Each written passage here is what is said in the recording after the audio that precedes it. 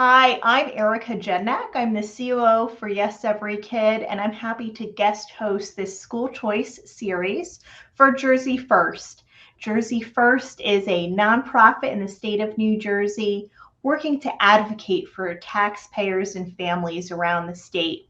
And this is a special series where we are highlighting different hot topics in education and bringing in very accomplished professionals who are influencers, researchers, and thought leaders in their own right. And today we have a special guest, Andrew Campanella. He's the president and CEO of the National School Choice Awareness Foundation. He's also the author of the School Choice Roadmap. And so, Andrew, thank you so much for being with us today. Thank you very much. It's good to see you, Erica, and happy to join all of your viewers and listeners today. Thank you. And could you tell us a little bit more about your foundation and the organization's mission? Sure. The National School Choice Awareness Foundation, our goal is to raise broad and equal awareness of all the options that parents have or want for their children's education.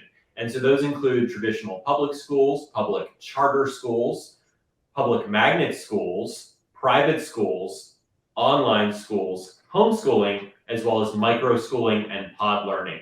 And the way we do this and meet this mission is through several charitable programs. The first is that we organize National School Choice Week each year with tens of thousands of events independently planned by schools and organizations. The second is that we develop, maintain, and promote the nation's largest portfolio of school navigation resources for parents, including resources for families in New Jersey. And the third is that we work to raise awareness among Spanish-speaking Americans all across the country about school choice options in Spanish, because a lot of folks want language-specific information. So that's what we do, and it's an honor to work with pretty much everybody in the school choice movement year-round. Great. And so there's a lot happening in the education freedom movement, especially after COVID, where parents are hungry for different models, different education experiences for their kids. So can you walk through what is school choice? What does it mean? And really, how big is it? Sure. So school choice means parents making the active decision of where they want to send their kids to school, how and where their kids learn, based on criteria that parents set themselves, based on the goals they have for their child and what they need and want from a school. And so for moms and dads across the country, school choice means making a decision.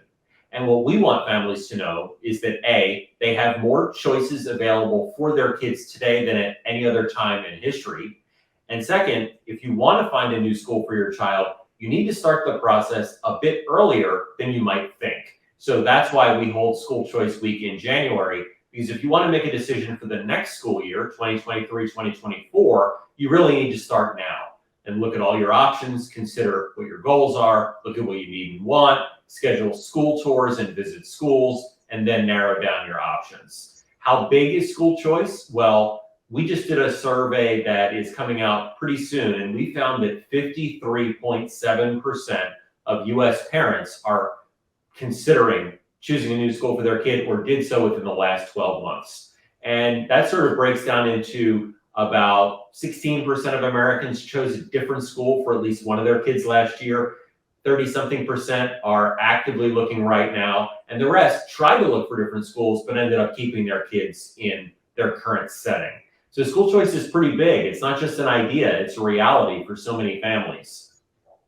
Great. And here in New Jersey, there are extremely limited options right now for public school choice and not private school choice at all. There's actually a lawsuit to end the residential assignment of public schools, supported by the NAACP, Latino Action Network, United Methodist Church. So Andrew, curious, as far as New Jersey goes, why should our legislature look at school choice, both public school choice and access to different public schools and private school choice? What does it mean for families? Well, I can tell you what the demand is like, and I think that will really answer the question. Parents want more options. Nearly 2/3 of Black Hispanic, and young millennial parents, for example, say that they wish their communities had more choices. Nearly half of all US parents say they want their communities to have more education options for their kids. Parents want as many options as possible. They don't want somebody else to define school choice for them. They want to be able to make that decision based on what their own children's needs, talents, interests, and challenges are. And so when we talk about school choice, we really need to talk about the broadest portfolio of options. And I'm so glad you mentioned residential assignment. The highest percentage of parents out there, when asked what types of schools you would consider for your child, are district-run schools. But they are not always the district-run school that family is zoned for. Families don't understand how these district lines were created. I don't understand how they were created. And if none of us understand how they were created, perhaps it's time to give families more mobility and let them choose public schools outside of their zones and districts. There are other things we can do too. We can expand authorizing for public charter schools so that there can be more high quality, tuition-free, open to all charter schools for families across New Jersey. We can reduce and remove the barrier that has prevented New Jersey families from accessing full-time online schools, can create tuition assistance that makes private school more affordable for families across the Garden State, can incentivize districts to work together to create cross-district theme-based magnet schools, and continue to offer homeschoolers as many options as possible. It's important that we expand all options and remember that when we do, support for all different types of schools rises. There's this myth out there that when you expand school choice, it somehow hurts public education. The opposite is true, because when we look at the numbers and we see so many families want public schools, but they can't access them, the simplest solution is give them access and they will stay. Yeah, absolutely. I mean, what resonated with me, Andrew, was the pluralism of options, right? Especially, different programs, or maybe on my way to work, right? Or, with daycare, it's easier to drop my kid off at one school, or there are special services at a different public school, right? And so, yeah, it's just, the world has so many options today. It seems like K through 12 education is just antiquated. So why is that, Andrew? Why is this like even in public school access, why is it the only area of public life where it's based on zip code and really income, because it's related to property taxes here? So such high property taxes, and it doesn't translate to public hospitals, public libraries, public parks, right? I can go into any library in my state. So where did this come from? Well, it comes from an old-fashioned belief system that was created back at the turn of the last century that was really designed for a society that no longer exists. And what people don't realize too often is that back 100 years ago, 50 years ago, 75 years ago, before there was a lot of international trade, before there was a lot of mobility across the country and transportation options, if you went to school and you did moderately well, or even if you didn't do so well, you could find a job in your community, because there were lots of different types of jobs with varying degrees of skill sets in your community. Fast forward to today, and kids are not just competing against their high school peers for jobs in their cities and towns, they're competing against students outside of their communities and even outside of their states or outside of this country for the highest skilled jobs out there. And so there isn't that possibility that every child who gets out of school is going to be able to find a good career path. But the system hasn't changed. The education system hasn't changed to match the needs of families and the changing workforce. And so what we need to do is we need to get as many kids prepared for higher skilled jobs and 21st century jobs as possible. And it's not just about income and careers and the workforce. It's also about a feeling of self-worth. It's about a feeling of determination and drive, and making sure every kid has a fair shot at the American dream, because everybody wants to feel, regardless of what they pursue in life, that they've learned something, that they're making a difference, they're able to support their families, and they're moving forward. No one wants to be doing less well than their parents. Yes, and Andrew, your organization is national, so what are you seeing on the ground across the states? What states should we be looking to? You know, I've often said New Jersey doesn't have to reinvent the wheel, right? You know, a lot of the concerns around opening up even public school access, right? You know, around logistics and transportation. Well, we don't have to reinvent the wheel. So where else should New Jersey be looking just for a roadmap or examples?